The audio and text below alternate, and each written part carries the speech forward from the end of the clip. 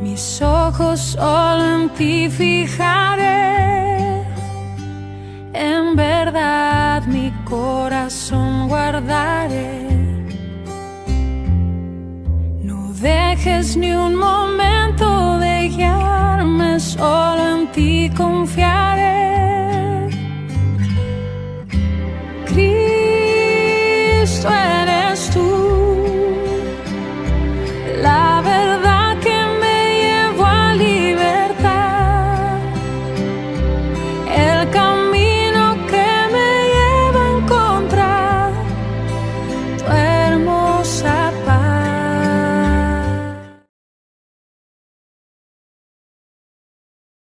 De Cristo, ¿verdad? Entonces ahorita vamos a darle lugar a la licenciada Rodas, ¿verdad? Para que ella pues nos pueda ampliar o profundizar cómo es un abusador, o mejor dicho, darnos el perfil de un abusador.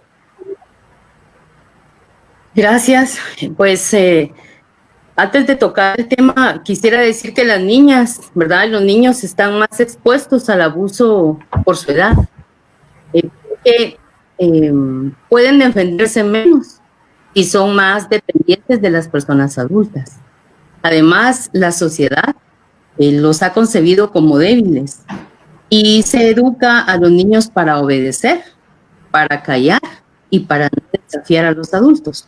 Eso es importante decirlo, porque hay varios tipos de abuso contra la niñez, y el abuso sexual, el abuso físico, el abuso psicológico y el emocional tienen sus impactos, y ninguno es menos complicado.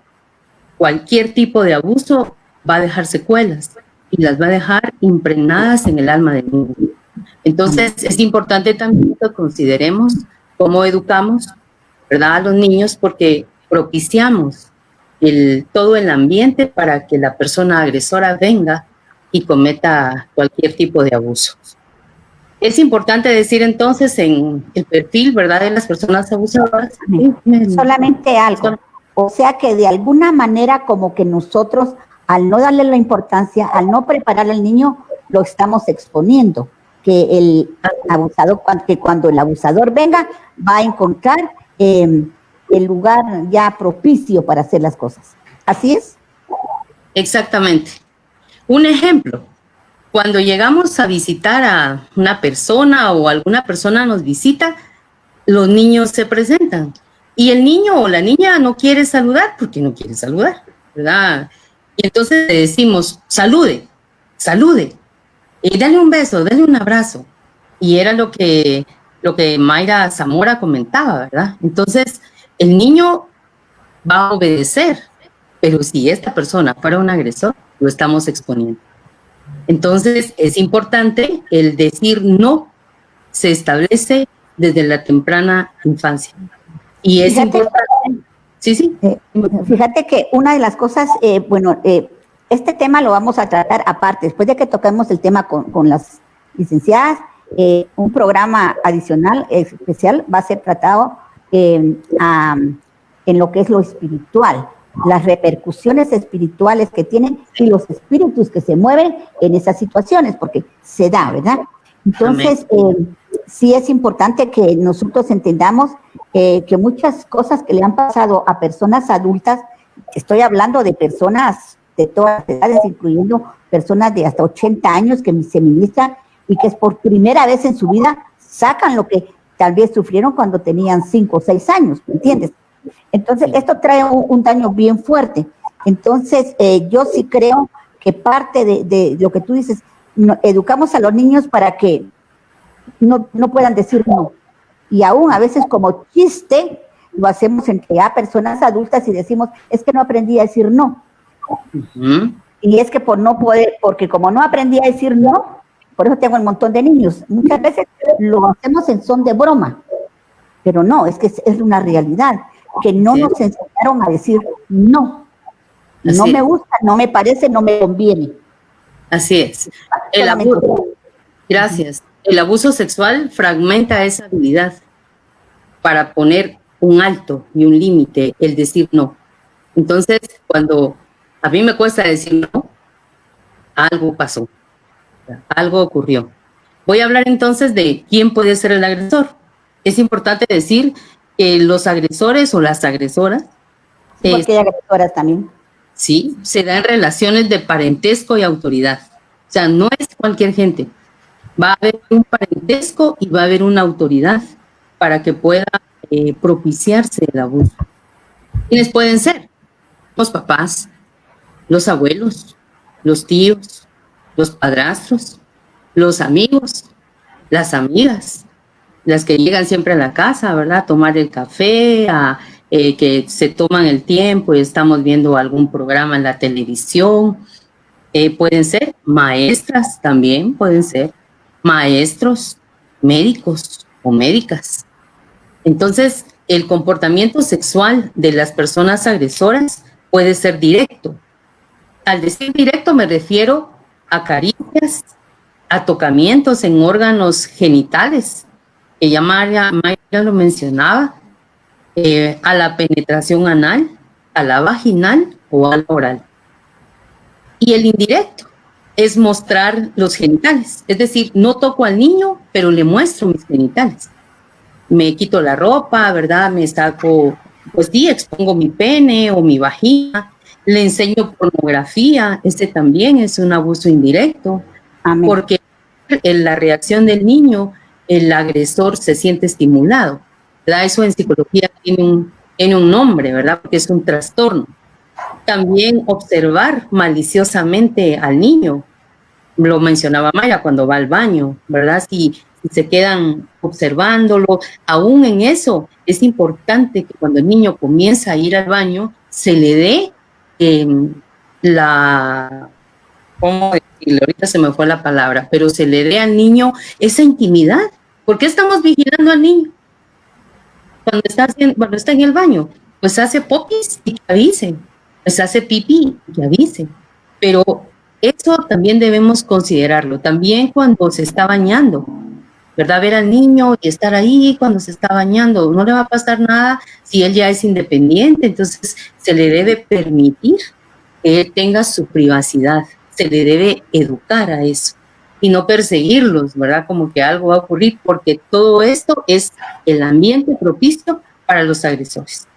La agresión, el agresor, ¿verdad? Va a poder tener relaciones, o el abuso, perdón, va a ejercer abuso en una relación de poder. Eso quiere decir que las personas agresoras utilizan el poder que poseen sobre la víctima, o sobre la niña o sobre el niño, para lograr lo que desea. La niña o el niño, entonces, en esta relación de poder y autoridad se va a ver incapacitado y entonces no va a poder detener este abuso. La persona, ¿verdad? El niño o la niña es traicionada o es traicionado por el adulto, de quien espera recibir derecho al cariño y a la protección. Y ahí vienen entonces los impactos que en su momento la pastora mencionaba hace un momento que vamos a platicar. No voy a decir los conceptos, pero cuando hablamos del abuso, hablamos del incesto, hablamos de la perspectiva legal de algunos delitos sexuales como el incesto, como la violación, y el abuso como el comportamiento de una persona que tiene más poder que la otra persona y lo usa para lesionar los derechos de las personas menores de edad. Me voy a ir ahorita a mencionar datos sobre el abuso sexual intrafamiliar, porque, pues sí, recuerden que si el agresor tiene autoridad, ¿verdad? Y está en el contexto de la niña o el niño, va a tener todo el ámbito para poder abusar.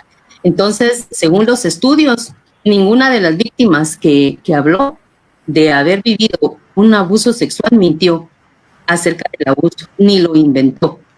Es decir, la niñez no tiene la capacidad cognitiva, mental, para mentir. No tiene la capacidad de inventar una historia. Y eso es importante porque cuando una niña y un niño habla, si por ejemplo, menciona que fue el papá, la mamá golpea, pega, y le dice, ¿cómo dices eso de tu papá? Eso no es cierto, o fue mi abuelo, o fue mi tío. Entonces no pueden mentir, no tienen la capacidad para mentir, y es importante que lo tengamos claro, porque ese es el otro ámbito que los agresores y agresoras tienen en su beneficio, a su favor, porque han estado ya en el contexto, ¿verdad? También el número de las personas que solicitan ayuda como víctimas de agresión sexual han ido aumentando constantemente. Y Mayra mencionaba, ustedes pueden entrar a la página para que vean cómo están las estadísticas sobre el abuso. Todos los actos de agresión sexual reportados causan y causarán graves daños en la persona, en la víctima. La edad, ¿verdad?, la cual inicia el incesto va desde menos de 5 años hasta 19 años o más. La agresión sexual puede ocurrir una sola vez o en forma repetitiva durante varios años, y si es una sola vez va a tener el impacto que puede tener si se va dando con el tiempo y se va dando a través de los años. Entonces no debemos decir, bueno, fue una sola vez, mira, esto ya no va a pasar, porque minimizamos, pero el impacto que ocurre en la persona, en la niñez, va a marcar, ¿verdad? Bendito el Señor, es poderoso para liberarnos, pero eso no quiere decir que callemos, porque el silencio es un arma que el enemigo, es un arma letal que el enemigo utiliza para destrozar, ¿verdad? Para aniquilarnos, para detener la obra gloriosa que Dios quiere hacer. Entonces es importante hablar y es importante escuchar, ¿verdad? No censurar, sino escuchar. La mayoría de los agresores son hombres. Sin embargo, también existimos mujeres, ¿verdad? Las mujeres también podemos ser agresores. Y los ofensores han sido padres, ¿verdad? Padrastros, tíos, hermanos, primos, abuelos, amigos, cuñados. Y marca, ¿verdad? Marca. Yo quiero terminar hablando de un caso que yo atendí, de una persona que atendí, y a mí me impactó mucho, porque ella llegó a una clínica de VIH en donde en su momento yo trabajaba, y llegó la madre destrozada, su niña con 12 años, y ella me decía, mire, yo quiero que usted me explique, usted me diga qué pasó con mi hija, porque mi hija tiene VIH y mi hija tiene 12 años. Y mi esposo y yo nos hicimos exámenes y somos negativos. ¿Cómo pudo llegar el VIH a ella? Entonces, pues se hizo, ¿verdad? Primero la orientación a la madre, que el agresor estaba en la familia. Y pasaron unas semanas y luego hicieron la investigación, y el violador de la hija era el papá de la señora, era el abuelo. El abuelo falleció porque cayó en etapa B, en etapa SIDA, y la niña actualmente tiene 22 años ahora, viviendo con VIH. Entonces, fue un caso, una situación muy difícil. La señora la aceptó, pero sí, también es importante que como madres y padres estemos tomados de la mano del Señor, si somos hijos, ¿verdad? Si hemos aceptado a Jesucristo como nuestro Señor y Salvador, y si no lo hemos aceptado como Señor y Salvador, yo quiero decirles que el Señor es poderoso para deshacer toda artimaña, toda obra del enemigo, y para hacer las cosas nuevas. El Señor puede hacerlo, pero el Señor demanda de nosotros esa voluntad, esa fuerza, porque hay que ser valientes para hacer ese proceso y de arrancar, ¿verdad?, de las manos de los agresores que el enemigo utiliza de la niñez. Amén. Fíjate, licenciada Rodas, yo quisiera que tocáramos un punto que creo que es importante, ¿verdad? ¿Cómo podemos enseñarle a los niños, o mejor dicho, qué puede hacer un niño cuando está siendo atacado de esta manera, ¿verdad? O cómo sería la manera adecuada de que un niño reaccione ante un abuso, porque eso se lo tenemos que enseñar, ¿verdad? Porque fíjate que yo he conocido, por el área de administración, he conocido personas ya mayores que solo ver a una persona de autoridad la deja quieta, la paraliza, podríamos decir, no digamos a un niño. Entonces, ¿qué aconsejarle o qué enseñarle a nuestros hijos a hacer cuando están siendo ellos violentados? Y esa pregunta, sí, Mayra, dime. Perdón, sí. Dale. Gracias. Yo pienso mucho, ¿verdad? Les había comentado a la pastora y a Mayra Rodas, yo pienso mucho en la parte educativa, ¿verdad? De cómo enseñarles, qué decirles. Entonces, cuando abordamos esa parte de quién puede ser un abusador, hay que decirles la realidad, ¿verdad? Puede ser papá, puede ser mamá, puede ser el abuelo, la abuela, puede ser el amigo que llega a la casa, puede ser el novio de mamá o la novia de papá, puede ser un primo o una prima, puede ser un maestro, una maestra, puede ser un hermano de la iglesia, puede ser un líder de la iglesia. Lo importante es que nadie te tiene que hacer ninguna de estas cosas que hemos hablado. Nadie. ¿Sí? Repito, hay cosas en esto que son muy complicadas. Yo diría que esta parte de enseñarles quién puede ser un abusador es de las más complicadas. Pero es necesario, mis amados hermanos, porque si hubiera una estadística de qué papeles juegan estas personas, están incluidos todos los que mencioné, ¿verdad? Menciono un caso de una chica que era adolescente, que estaba a cargo del cuidado del niño, le pagaban un poquito de dinero para que cuidara al niño mientras los papás iban a trabajar. Llegaba el novio, veían pornografía, y cuando el novio se iba, ella abusaba del primito que estaba a cargo ella del cuidado. Esto solo es un ejemplo de qué son las cosas que realmente pasan. Y en cuanto a lo que decía la pastora de qué enseñarles, de cómo reaccionar, nosotros les decimos a los niños, si una persona quiere hacerle alguna de estas cosas que hemos hablado, los niños lo primero que deben hacer, y se los enseñamos así, ¿verdad? Lo primero que deben hacer es salir huyendo, irse de ese lugar, ¿verdad? No tienen por qué disculparse ni pedir permiso, no, se van huyendo, se van corriendo, ¿sí? Y se lo van a decir a una persona que los pueda ayudar.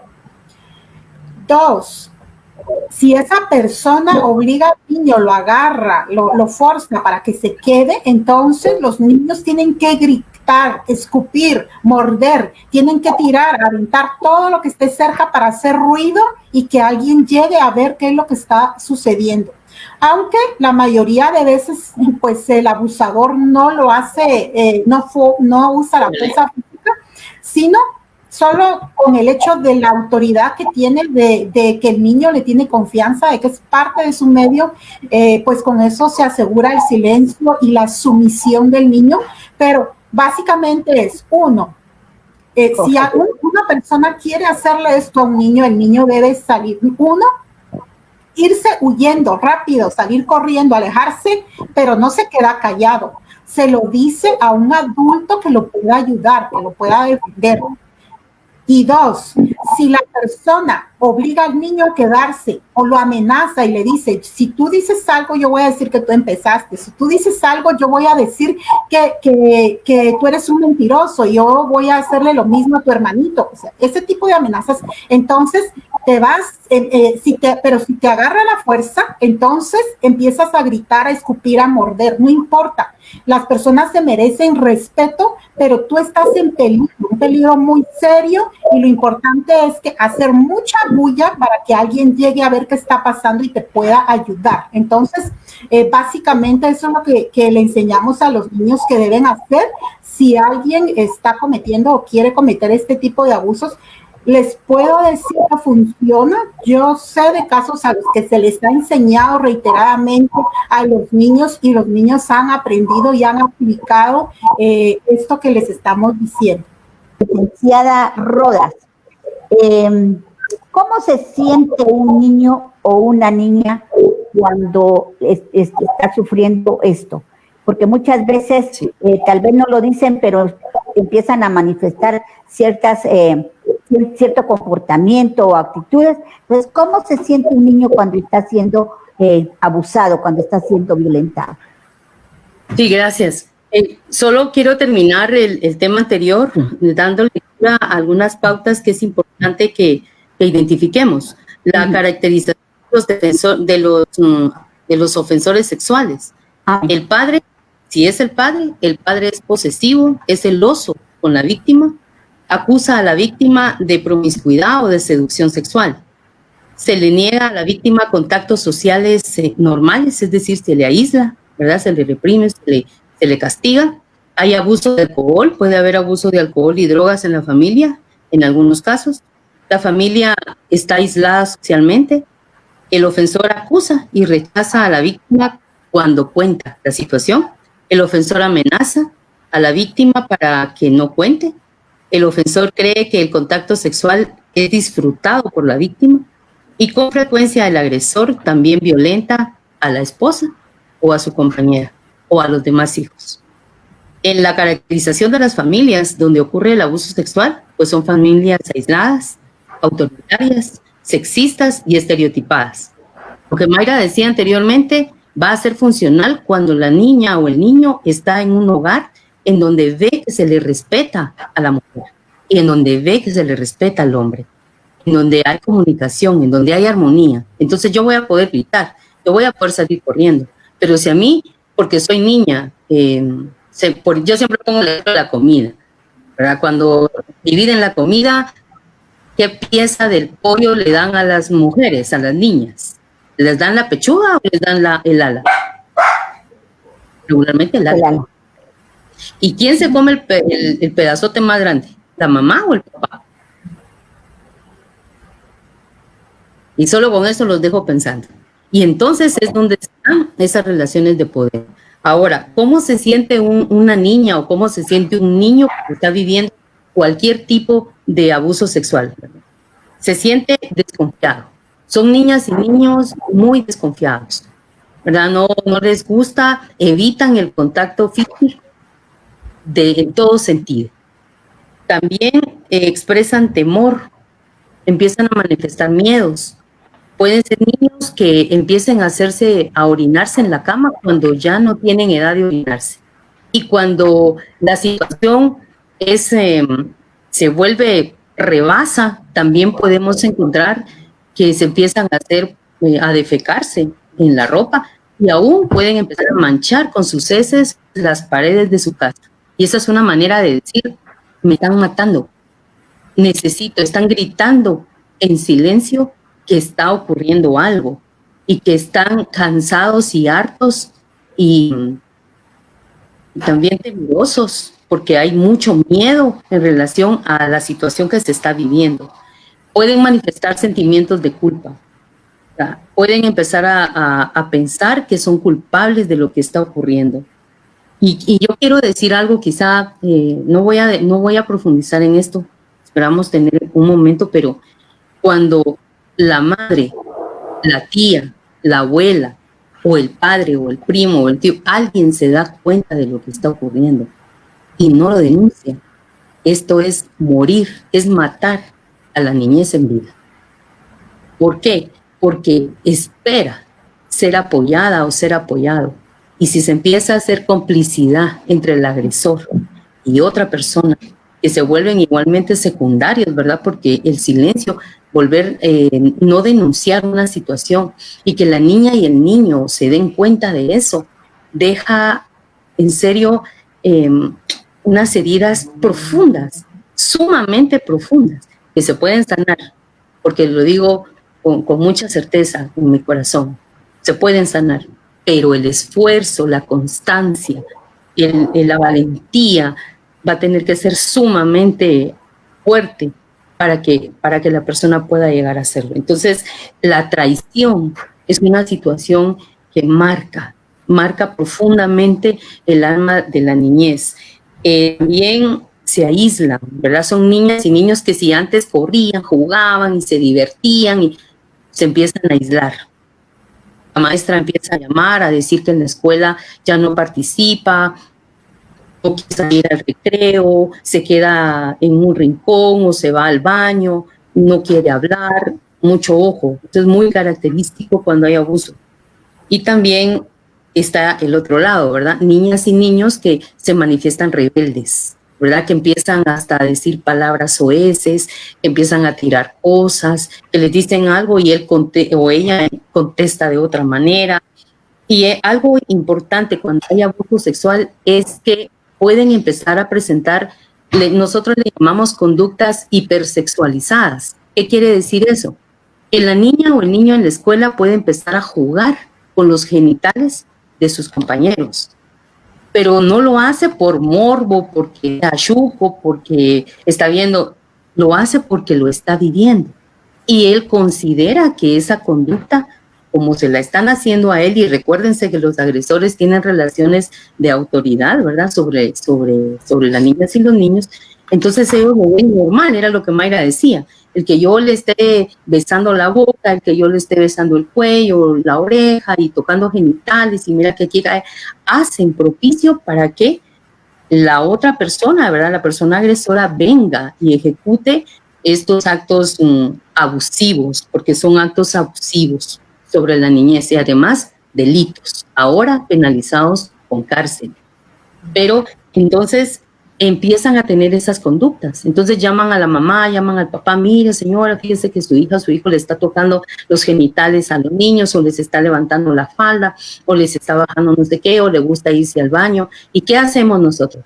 Los golpeamos, los castigamos, les decimos chucos, les quitamos privilegios, y es ahí en donde volvemos a ser vulnerables a la niñez, porque el agresor entonces va a seguir haciendo de las suyas. No los estamos escuchando, no les estamos preguntando, mira mi amor, ¿qué ocurre? Es importante dar confianza y creer, porque si no, no nos van a decir, no nos van a hablar, porque no queremos, ¿verdad? Y es que ya lo estamos percibiendo, no queremos aceptar una dura realidad, pero no porque es cruel y dura, hay que cerrar los ojos. El Señor, yo tengo un texto, ¿verdad? La palabra dice en Romanos 13:10 que el amor no hace mal al prójimo, que el cumplimiento de la ley es el amor. Cuando nosotros amamos, vamos a tener esa disposición de ponernos al nivel de la niña y del niño y decirle, bueno, mi amor, cuéntame, ¿qué está pasando? No te voy a golpear, no te voy a pegar, no te voy a castigar. Pueden ocurrir cosas, pero a ver, la confianza es importante, porque cuando terapéuticamente trabajamos con sobrevivientes de violación sexual o han vivido algún tipo de abuso, la confianza es una de las habilidades que debemos restaurar. Y así otras muchas que se van formando. Entonces, creo que esa plataforma que como madres y padres, como tutores o tutoras, porque a veces también son niñas y niños que ya han vivido sucesos traumáticos, se quedaron sin papá, se quedaron sin mamá, están con el abuelo, están con el tío, ya traen sucesos y los hacen vulnerables también esos traumas. Es importante bajar, ¿verdad?, al nivel de la niñez, escucharles, creerles. Creerles es sumamente importante, ¿verdad? Cuando nosotros nos decimos, mire, es que él es un mentiroso, es una mentirosa, no puede ser, mi papá no puede estar tocando, mi abuelo no puede estar haciendo, mi tío, mi esposo, pero ellos no pueden mentir, están diciendo la verdad. Si nosotros acompañamos, si les damos confianza, si les permitimos decir no, o no, mira papá, no quiero hacer esto, miren, con cosas tan sencillas, ¿verdad? Como que elijan el color de la ropa que quieren, pero siempre anteponer, tiene que ser de este color, tiene que ser de este peinado, y entonces, aunque el niño luego quiera gritar, ¿verdad?, quiera decir, nosotros ya los hemos preparado para el silencio. Así es que, en el nombre de Jesús, el Señor de gracia, sabiduría y autoridad, ¿verdad?, sobre toda arma que el enemigo está queriendo levantar, y lo glorioso es que en el Señor Él restaura nuestras vidas, restaura nuestras almas, nos hace nuevas criaturas. Amén. Pero es importante confesar. Eso. Amén. Sí. Gloria a Dios.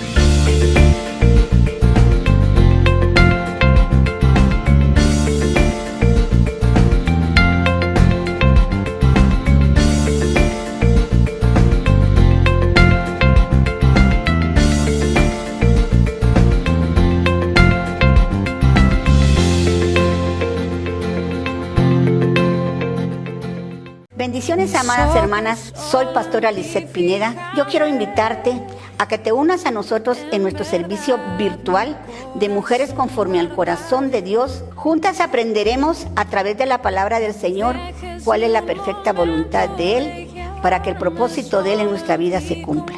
Te espero. Cristo eres tú, la verdad que... El jueves pasado tocamos la fase 1 y hoy la fase 2 con la ayuda de unas hermanas, unas siervas de Dios muy queridas por mí, y yo sé que también por ustedes que ya las conocen, la licenciada Mayra Zamora, psicóloga en educación, y también la hermana Mayra Rodas, que es psicóloga clínica. Entonces ellas van a continuar con la fase 2 del programa que iniciamos el jueves pasado.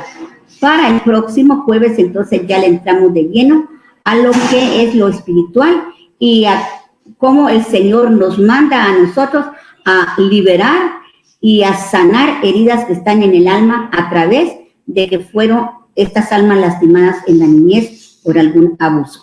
Entonces vamos a orar. Padre que estás en el cielo, te damos gracias, mi Rey amado, por tu amor, por tu misericordia, porque tú eres bueno, Señor, y porque sabemos, Padre amado, que en esta tarde, Señor, tú tienes algo muy especial para nosotros. Te queremos decir que aquí estamos dispuestas a escuchar, Señor, a aprender, a permitir que tú, Señor, nos sigas enseñando de acuerdo a tu bendita palabra. Te adoramos, te bendecimos, te glorificamos y te decimos, Señor, que prepares nuestras mentes y nuestros corazones para que lo que vayamos a comer el día de hoy, Señor, dé su fruto al 100%. Gracias, Padre, que tu Espíritu Santo sea, Señor, el que tome el control, Señor, de este programa para que seamos edificadas, Señor, para gloria y honra de tu bendito nombre. En el nombre poderoso de Jesús, amén y amén. Gloria a Dios.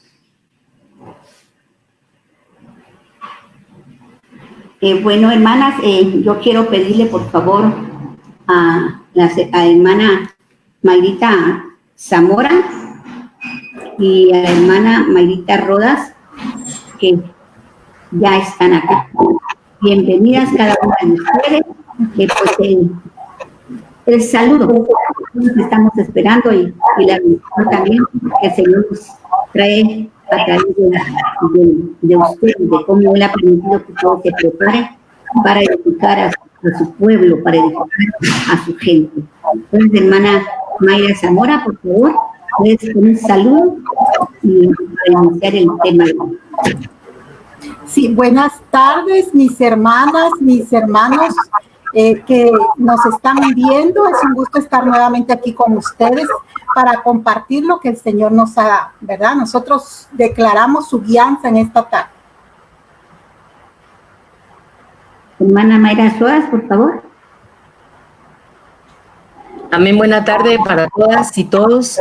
Es un privilegio nuevamente de parte del Señor estar en comunicación con ustedes a través de las redes. Y deseo, ¿verdad?, con todo mi corazón, ser un vaso de honra en las manos de Dios para poder abordar esta parte 2 del tema que desde la semana pasada pues estamos abordando. Así que bendiciones. Gloria a Dios. Fíjense, amadas hermanas, que realmente yo meditando en la enseñanza que el Señor nos ha puesto a dar en estos temas así tan importantes, ¿verdad? Y que de alguna manera son estratégicos porque tenemos que saber a qué nos estamos enfrentando, de qué manera opera el enemigo, ¿verdad? Y nos estamos dando cuenta que el enemigo ahorita está operando en las personas. Antes tocaba más a los adultos, pero ahorita está tocando desde el vientre, ¿verdad?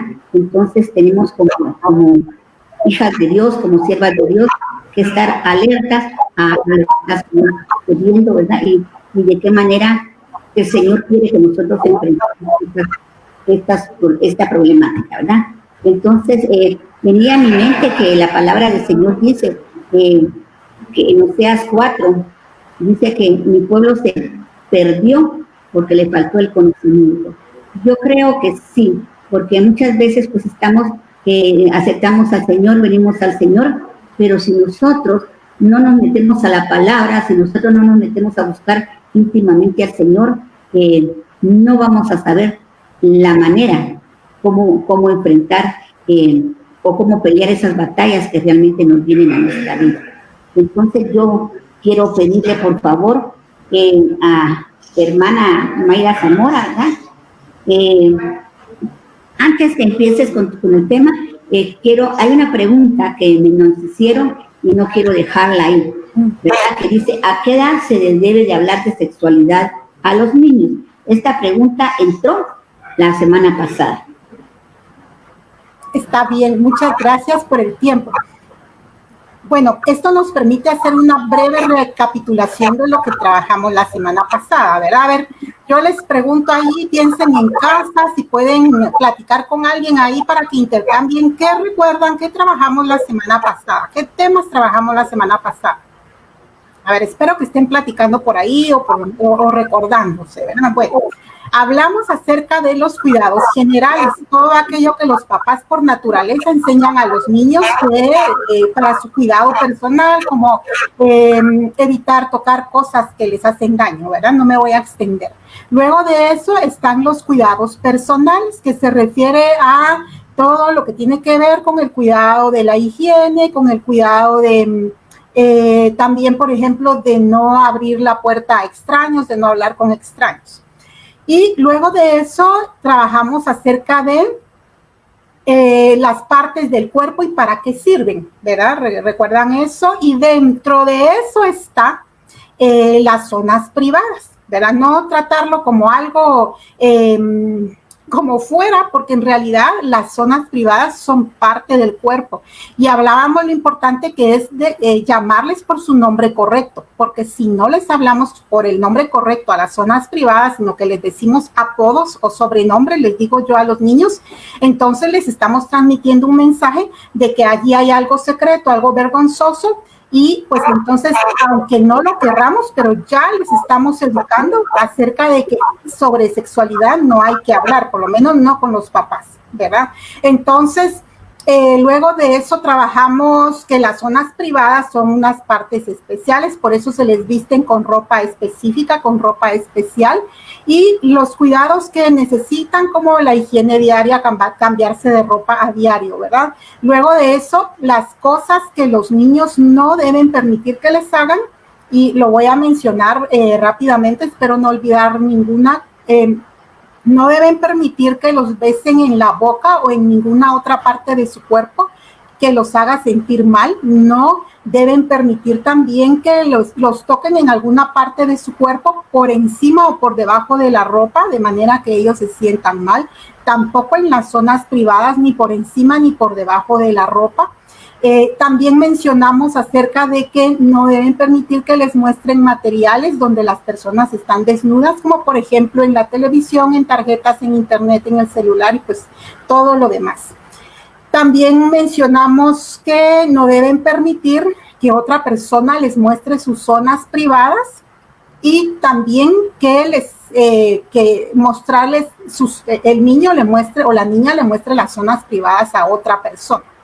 Que no les tomen fotografías, creo que no lo mencionamos, pero también ahí va incluido. Y por último mencionamos que no deben permitir que ninguna persona les meta algo en sus zonas privadas y tampoco en la boca, ¿verdad? Hablando ya en este sentido de una violación al respecto, creo que la licenciada Mayra Rodas va a hablar un poco más adelante. Pero entonces la pregunta es, ¿desde cuándo? A ver, yo les traslado la pregunta a todos ustedes. Ya con esa breve recapitulación que hicimos, ¿desde cuándo creen ustedes que es apropiado hablarles de este tema a los niños? ¿Desde cuándo será?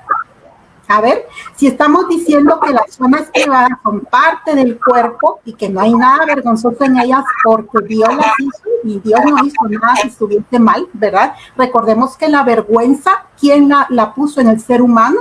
No fue Dios, ¿verdad? Entonces, lo que nosotros decimos de manera concreta es que de esto se les empieza a hablar a los niños desde que usted los está cambiando por primera vez, ¿verdad? Cuando llegó el niño, la niña a su brazo por primera vez, les estamos transmitiendo mensajes, ¿verdad? Porque si, por ejemplo, desde que está muy tiernito, como decimos, ¿verdad?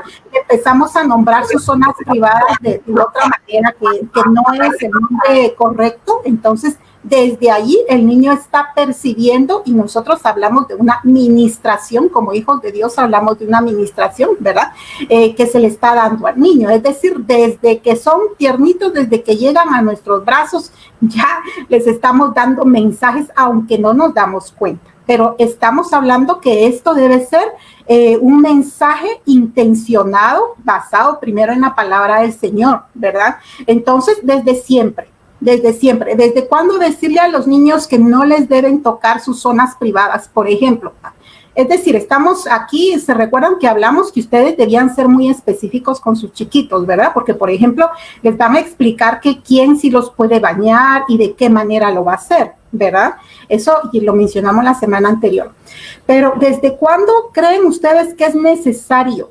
Fíjense la palabra, es necesario hablarle a los niños de esto. También desde siempre, ¿verdad? Una vez los niños nos están escuchando, pues nos van a entender, ¿verdad? Comprendo la pregunta y la preocupación, la hemos escuchado, ¿verdad? Pero ¿y no será eso quitarles la inocencia a los niños? ¿Verdad? La idea, mis amados, mis amadas, es que es una educación para prevenir, ¿verdad? El niño debe saber que hay personas, les decimos que tienen problemas en su mente y en su corazón, que quieren que los niños usen sus zonas privadas para cosas que no son, ¿verdad? Y mencionamos también las funciones de las zonas privadas, pero estas personas tienen problemas, les decimos, en su mente y en su corazón y quieren que los niños usen sus zonas privadas para cosas que no son. Entonces, desde que están muy pequeñitos les vamos enseñando, ¿verdad? Y está bien allí, Lizeth, ¿puedo continuar? Perdón, pastora. Fíjate que yo quisiera que entráramos también a que nos hables tú respecto a qué realmente es un abuso sexual. Bueno, sí. La semana pasada mencionamos qué es abuso sexual, ¿verdad? Todas esas cosas que ya mencioné brevemente ahora. Lo que me gustaría para complementar esto, porque ya hice el resumen, es que no es un abuso sexual. No queremos educar a niños temerosos, ¿verdad? A niños que crezcan con desconfianza, ¿verdad? Por razones de tiempo no nos podemos extender, pero tenemos testimonios también de mujeres que dicen, a mí mi mamá me educó, que escuché una vez a alguien que dijo, mi mamá cuando yo era niña, cuando me iba a dormir me ponía pijama sobre pijama, calcetas, gorra y de todo, ¿verdad? Entonces esta mujer creció muy temerosa. Eso no queremos, ¿verdad? Entonces también tenemos que enseñarle a los niños qué cosa no es abuso sexual, ¿verdad? Por ejemplo, no es abuso sexual cuando van corriendo a la hora de recreo o cuando hay otros niños, ¿verdad?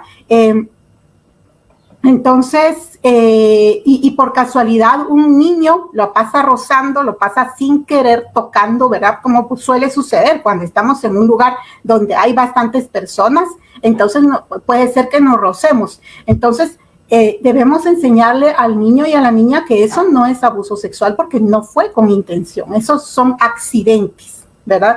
Tampoco es un abuso sexual cuando un niño, por ejemplo, está en el baño y entra alguien y porque no estaba bien cerrada la puerta por dentro y entonces entra alguien y lo mira cuando estaba en el baño, ¿verdad? Pero la persona se va inmediatamente, eso tampoco es un abuso sexual, aunque lo haya visto, por ejemplo, estando sentado en el baño.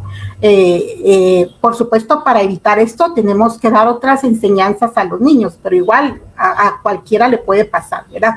Tampoco es un abuso sexual cuando, por ejemplo, está en el centro educativo, máxime si es de preprimaria o nos referimos en este momento a los niños de preprimaria Y pues el niño se ensució, ¿verdad? No le dio tiempo de llegar al baño y se hizo popó o se orinó en su ropa, y entonces la maestra de preprimaria lo ayuda en el baño para cambiarlo. Eso tampoco es abuso sexual. Entonces, la idea es que el niño diferencie entre qué sí es un abuso, que ya lo tratamos la semana pasada y lo hicimos un resumen hace un momento, y que no es un abuso, ¿verdad? Y otra cuestión muy importante es qué juegos los niños no deben participar o no deben jugar, ¿verdad? Entre otros, cuando los niños tienen, por ejemplo, unos 4, 5, 6 años, a algunos les gusta jugar a la familia, ¿verdad? Entre todo lo que juegan, como están en una etapa de juego de representación de roles, ¿verdad? Lo que miran que hacen los adultos, entonces ellos lo reproducen en sus juegos. Entonces, a veces ellos están jugando a la casita, a la familia, a papá y mamá, y entonces, pues, puede ser que si mira que papá y mamá se dan un besito o se dan besos, entonces ellos en el juego también lo quieran reproducir. Yo he visto esto. Y de veras hay total inocencia en los niños, ¿verdad? Una vez lo hagan verdaderamente como un juego de roles, ¿verdad? Pero son juegos que les debemos a ellos enseñar que no deben participar en esos juegos. Y lo otro es relacionado, me recuerdo que una vez vi a unos niños que jugaban, ellos jugaban un juego que se llamaba Visa. Yo no sé si este juego lo inventaron ellos o lo vieron en otras partes, no lo sé. Pero el juego se llamaba Visa. ¿En qué consistía? Era como jugar tenta, ¿verdad? Así como se juega y la lleva, pero cuando uno dice la lleva o en la tenta, se toca el hombro, la espalda, ¿verdad? Y se sale corriendo. Pero en este caso los niños se tocaban sus zonas privadas, ¿verdad? Para ellos eso era el gran chiste y la gran novedad. Entonces decían Visa y se tocaban la zona privada. Entonces también son juegos que debemos enseñarles que no está bien que participen. Y también los juegos donde se muestran las zonas privadas, porque ustedes saben que pues hay niños, lo hemos mencionado, que han sido trastocados, ¿verdad? Su alma ha sido manipulada en este sentido del abuso sexual, y también su cuerpo ha sido manipulado, y entonces ellos tienen juegos que involucran una reproducción o una representación de lo que ellos mismos están viviendo, y todos los niños deben estar alerta, ¿verdad? Es decir, conocer, no tanto estar alerta, pero sí conocer este tipo de juegos que pueden suceder, y pues tener la instrucción de que no deben participar en estos juegos que estamos mencionando.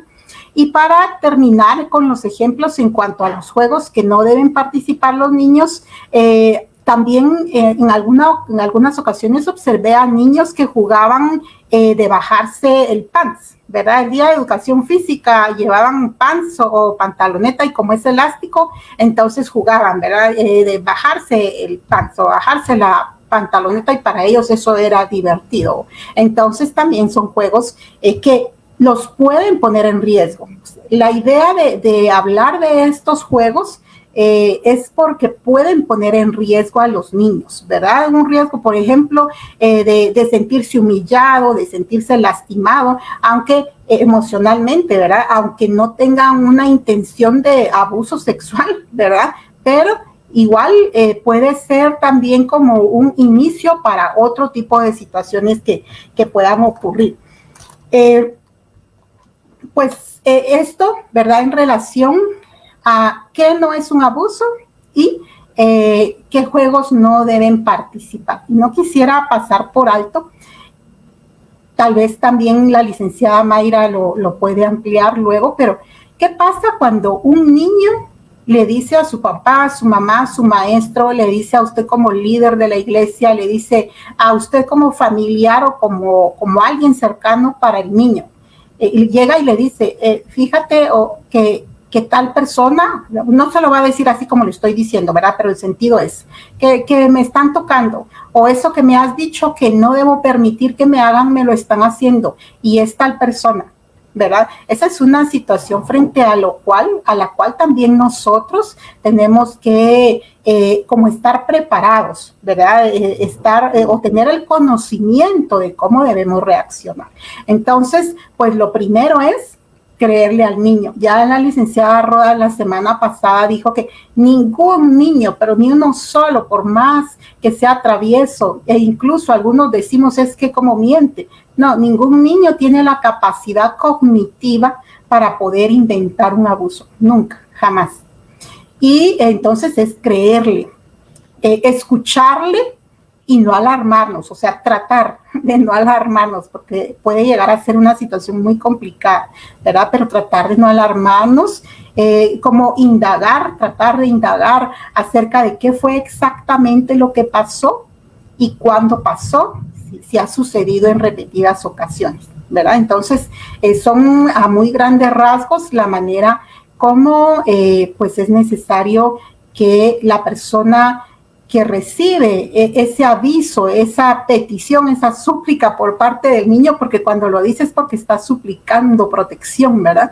Entonces, pues es lo mejor reaccionar, ¿verdad? Entonces, esta parte la dejo hasta aquí y le dejo el tiempo a la licenciada Rodas o a la pastora.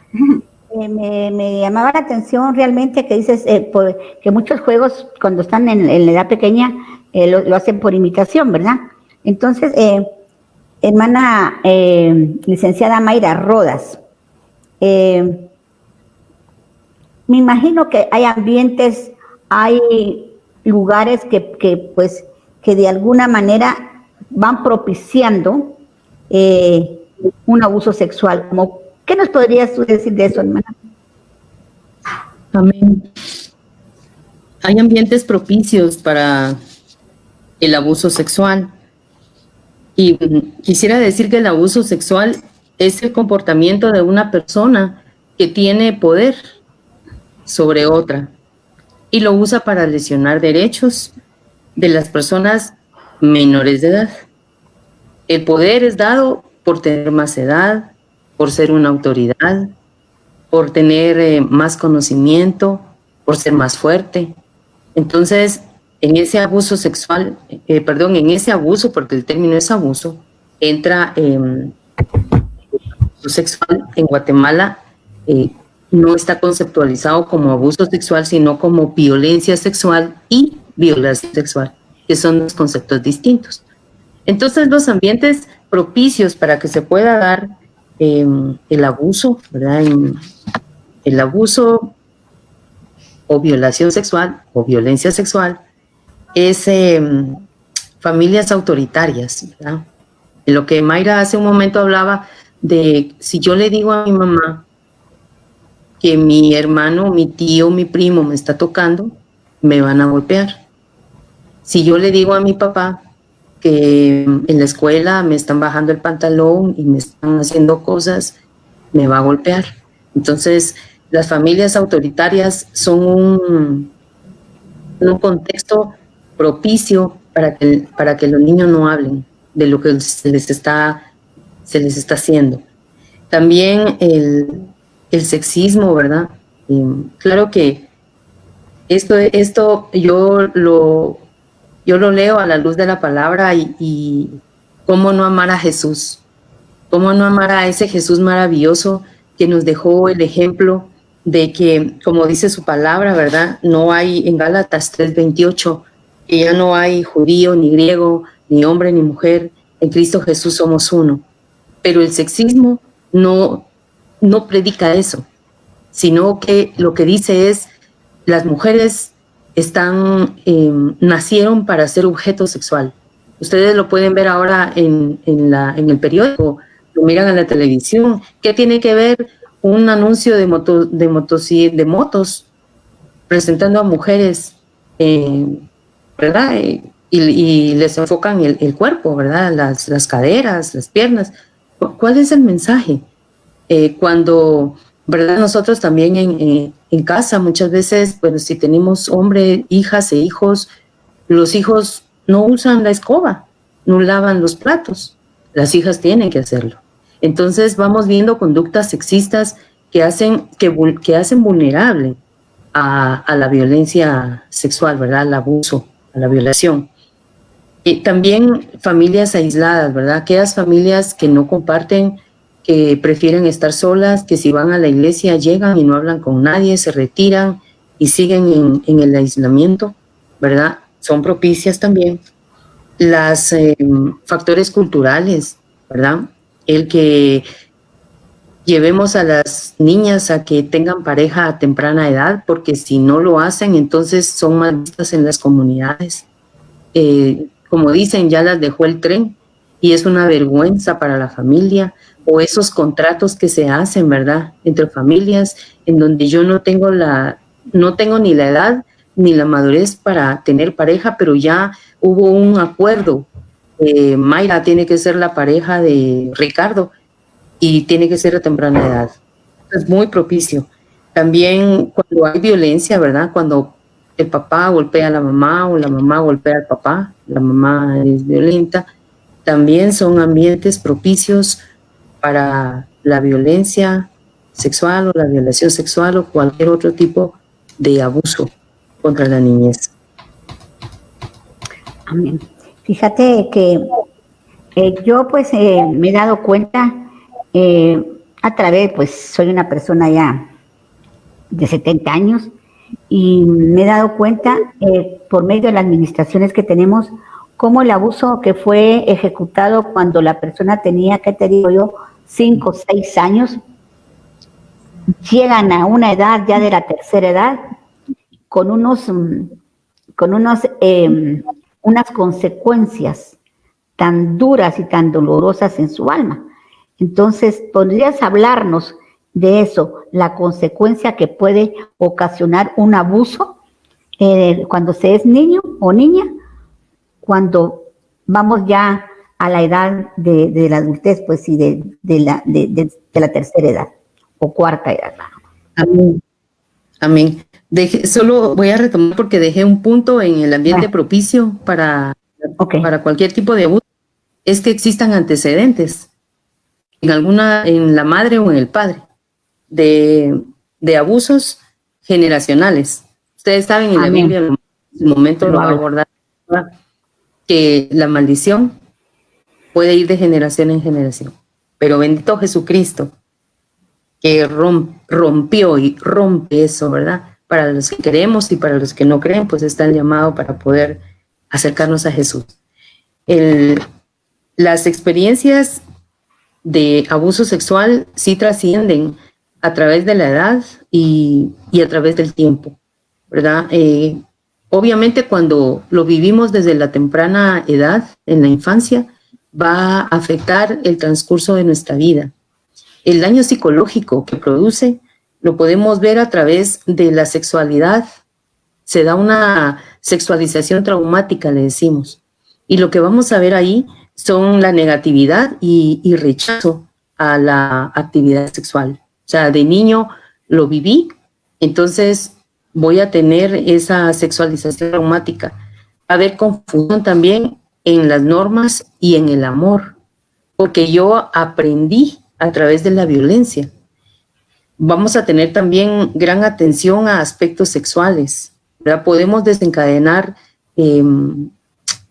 traumas, pero también podemos desencadenar algunas parafilias o, ¿verdad?, prácticas sexuales que nos van a sobresaltar.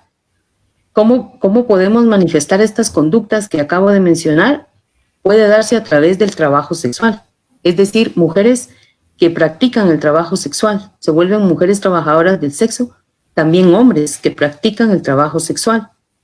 Recuerdos negativos, vamos a tener dificultad también al ser adultos en tener orgasmos. Las mujeres podemos presentar frigidez y los hombres pueden presentar eyaculación precoz. Conducta compulsiva, ¿verdad? Vamos a ser como muy compulsivos en algunas acciones. Por ejemplo, cuando manejamos, tenemos sentimientos de culpa, tenemos la tendencia, aunque ahora es sano decirlo, ¿verdad? Por la epidemia en Guatemala, la pandemia a nivel mundial del COVID, una medida de prevención es el lavado de manos. Pero antes de que se pueda dar cualquier de estas situaciones, vamos a tener conductas compulsivas como el lavado de manos. Estamos lavándonos constantemente las manos con agua y jabón y no hay una razón para estar haciéndolo. O el cambio de ropa constantemente o el baño constantemente. Esos pueden ser conductas compulsivas. También comer, ¿verdad? Comer. También se puede volver una manifestación de esta conducta. Y también, la agresividad, ¿verdad? Personas agresivas, reactivas. Decimos que ante cualquier estímulo, pues ahí va la reacción, ¿verdad? Yo grito o golpeo o agarro cualquier cosa para dejar ir mi agresividad. Y la promiscuidad. Cuando decimos, mire, a mí me cuesta mucho tener solo una pareja. Y en Cristo Jesús, ¿verdad? Puede pasar también que la mujer o el hombre se esfuerzan por cumplir la palabra del Señor, por llevar a cabo los mandatos que el Señor nos deja en su palabra, pero humanamente no logran hacerlo. También se da la estigmatización, ¿verdad? La culpa, la vergüenza, el pobre concepto que tenga de mí misma o de mí mismo, ¿verdad? Pienso que yo soy inferior a los demás y que las demás personas son superiores, que son mejores que yo.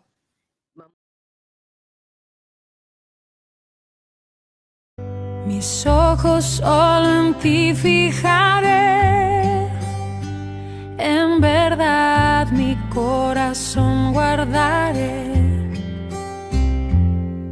No dejes ni un momento